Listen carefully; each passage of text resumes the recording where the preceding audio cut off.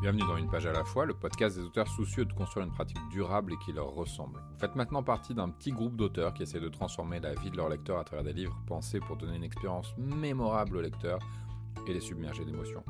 Mais parce que le système repose sur l'exploitation des auteurs, nous cherchons à travailler différemment. Nous devons être plus malins. Nous le faisons à travers une pratique consciente et audacieuse et ce podcast vous donne un aperçu de la vie quotidienne d'un auteur indépendant. Prêt ? On est parti. Aujourd'hui, on va parler de personnages.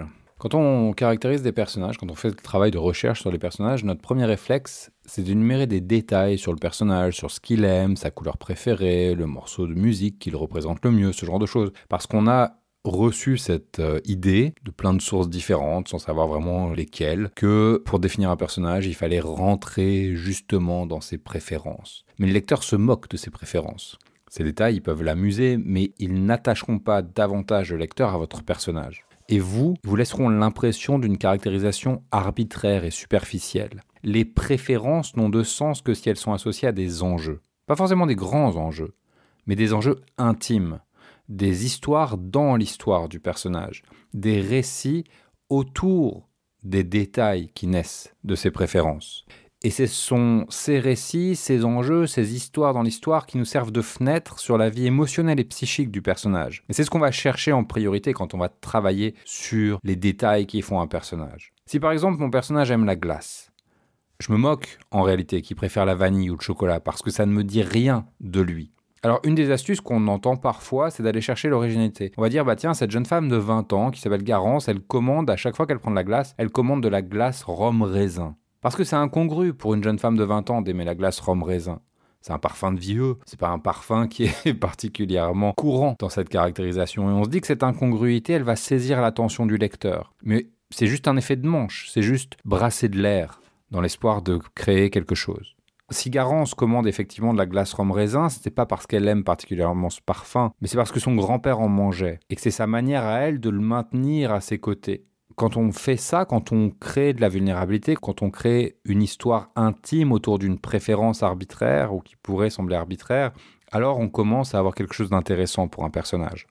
La glace cesse, dans ce cas-là, d'être un accessoire sans importance et au contraire, elle nous donne accès à l'intimité du personnage. Et c'est cette intimité précisément qui nous rend attachant le personnage. Et quand on rentre dans l'intimité d'un personnage, automatiquement, on se sent plus proche de lui parce qu'il se montre tel qu'il est fragile.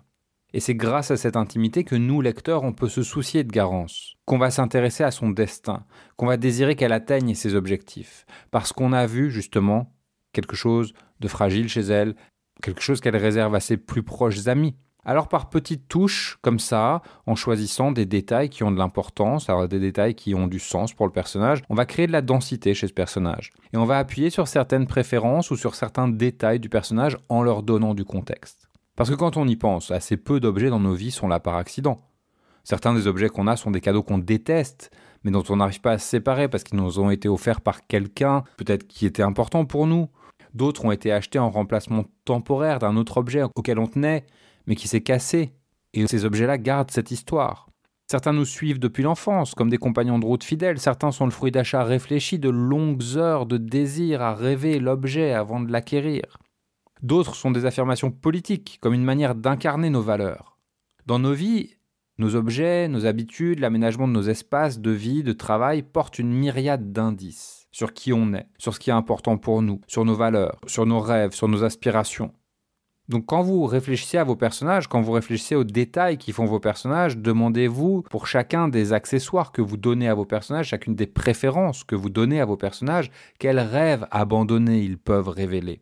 Quelles ambitions, quelles déceptions, quelles histoires passées ils peuvent rappeler et quelles histoires à venir ils préparent. Parce que les détails ne sont anecdotiques que si l'on ignore l'histoire qui les accompagne. Alors bien sûr, il ne s'agit pas pour nous en écriture de tout prévoir à l'avance. On ne va pas, comme ça, pour chaque personnage, imaginer l'ensemble des accessoires qui l'accompagnent, l'ensemble des préférences qui le composent et les histoires qui accompagnent ces préférences et ces détails. Il ne s'agit pas non plus, pendant la narration, d'ouvrir une digression à chaque fois qu'on va présenter un nouveau détail, parce que ce serait dommageable au rythme du récit et que ça briserait l'illusion de vraisemblance. Parce que dans la vie, c'est là où on va parler de vraisemblance, dans la vie, on ne sait pas l'histoire qui enveloppe les objets qui gravitent autour des personnes qu'on fréquente.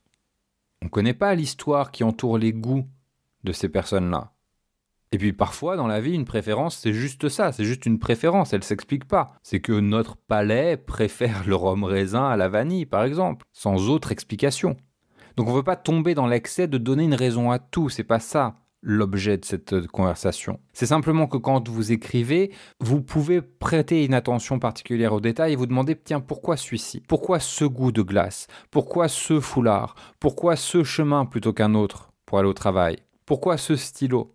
Et quand vous portez votre attention sur ces détails, vous pouvez imaginer l'histoire qui pourrait leur donner du sens. Donc en fait, pendant l'écriture, des choses vont émerger. Si vous faites attention justement à incarner vraiment votre univers, à incarner votre personnage, en allant chercher dans la sensorialité des détails qui vont permettre de préciser que tiens, le stylo il est rouge et puis il est un peu épais, et puis c'est un feutre et pas un stylo bille par exemple. En faisant ça, vous densifiez davantage l'univers du personnage, mais surtout, vous découvrez quelque chose, vous découvrez un détail. Vous dites, bah tiens, maintenant que j'ai choisi que ça allait être un feutre rouge plutôt qu'un stylo bille, qu'est-ce que je peux imaginer autour de cet objet qui me permettrait de donner accès au lecteur, et me donner aussi des fois accès pour moi-même, à quelque chose de plus intime chez mon personnage.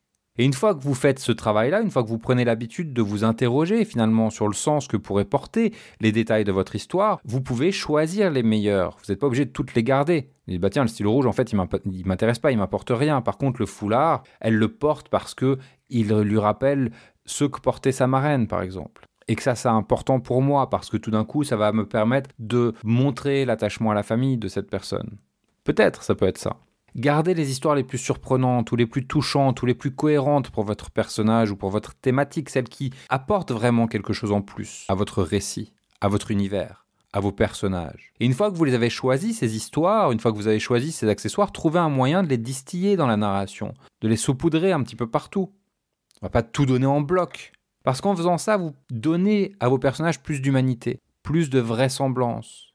Et vous le faites mieux avec ce petit travail-là qui consiste à remarquer les détails, à leur donner du sens, que avec 1 millier de portraits chinois que vous feriez comme ça de manière arbitraire avant de commencer à écrire ou même pendant l'écriture. Parce que le lecteur, il est indifférent aux préférences de vos personnages, sauf lorsqu'elles l'aident à comprendre son psychisme, à accéder à son intimité et à mieux le ressentir. En ce moment, j'anime un cycle d'ateliers d'écriture autour de cette question de la narration des personnages, de comment on les caractérise et comment ensuite on met en action cette caractérisation. Parce que c'est une chose de définir nos personnages en théorie, de savoir que Garance, elle aime le rhum raisin et puis qu'elle était attachée à son grand-père et qu'elle rêve de devenir une grande journaliste. C'est une chose de le définir comme ça, en théorie, d'établir un portrait du personnage, d'établir une fiche de personnage. Mais c'en est une autre ensuite de savoir comment faire exister cette caractérisation sur la page, dans le cours du récit, sans briser le rythme de la narration, et en approfondissant sans cesse l'immersion, en faisant progresser l'intrigue, en faisant progresser l'attachement du lecteur à ce qui se passe, aux enjeux. Dans le cycle, j'enseigne comme ça certains outils de la narration, comme l'action, le dialogue, les descriptions, les décors, et aussi les relations que le personnage entretient avec les autres personnages de l'histoire, et comment on utilise chacun de ces éléments de la narration pour montrer au lecteur qui sont les personnages. Parce qu'il s'agit bien de ça, il s'agit de montrer qui sont les personnages, plutôt que de le dire, plutôt que de le décréter. Écrire « Maurice était froid et distant », ça provoque rien sur un lecteur. Par contre, donner corps, créer une situation qui permettent d'illustrer cette froideur, d'illustrer cette distance et d'en montrer les conséquences et de créer de la dramaturgie à partir de la caractérisation du personnage. Et de montrer également dans quel contexte Maurice, il est ni froid ni distant. Tout ça, ça permet de donner de la vie à une histoire, ça permet de donner de la vie à des personnages et de faire en sorte qu'en sortant du livre, le lecteur, il regarde autour de lui parce qu'il est sûr qu'il va pouvoir croiser le personnage dans la vie.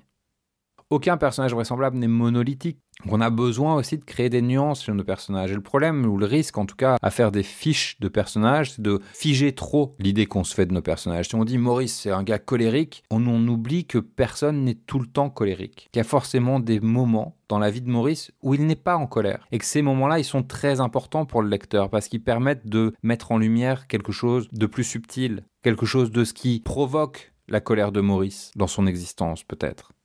Parce que tous nos personnages sont complexes, ils sont remplis de paradoxes. Et montrer les personnages, réfléchir à comment on va caractériser dans l'action, caractériser dans le dialogue, caractériser dans les relations nos personnages, c'est ce qui permet ensuite au lecteur de ressentir nos personnages et d'être embarqué par eux. Et d'oublier que ce sont des personnages de fiction. Et narrer les personnages, c'est aussi incarner la caractérisation, c'est-à-dire la traduire en situation concrète, en comportement concret dans le monde de l'histoire, par rapport aux autres personnages, par rapport aux objectifs aussi de notre protagoniste, ou en tout cas du personnage qu'on est en train de caractériser. Et toutes ces actions que pose le personnage, toutes ces réactions, tous ces comportements, ils ont immanquablement des conséquences qui font progresser l'intrigue. Et quand l'intrigue, elle évolue du fait de la caractérisation incarnée comme ça, du fait de la caractérisation incarnée et mise en action, alors on a la meilleure cohérence de l'ensemble, alors on a une intrigue qui est indissociable de son personnage, et un personnage qui est indissociable de l'intrigue. Et on a quelque chose de plus fort, une unité plus forte du récit et de l'intrigue ensemble, et ça nous donne des histoires qui sont plus entraînantes pour les lecteurs. Parce qu'on ne peut pas changer le personnage sans changer l'histoire, et de la même façon qu'on ne peut plus changer les événements sans remettre en question la caractérisation des personnages.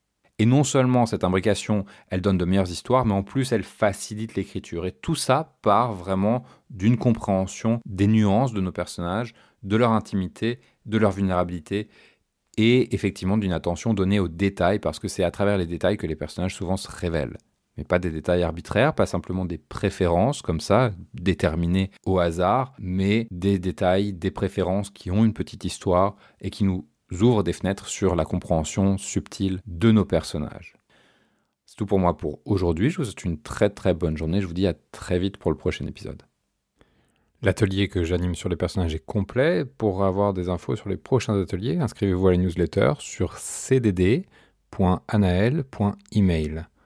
Bonne journée.